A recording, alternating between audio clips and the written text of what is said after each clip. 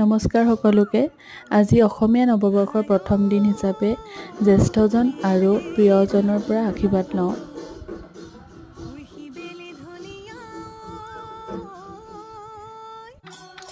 গাঁৱৰ কণ কণ ল'ৰা ছোৱালীবিলাকে কিমান সুন্দৰকৈ বিহু নাচিছে এবাৰ চাওকচোন।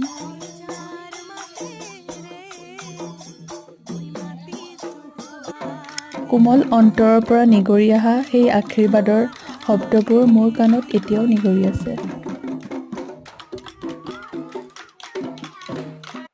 মিচিং জনগোষ্ঠীৰ সৰু সৰু কণ কণ ল'ৰা ছোৱালীবোৰেও ইমান সুন্দৰকৈ বিহু নাচিছে, আপোনালোকে উপভোগ কৰকচোন।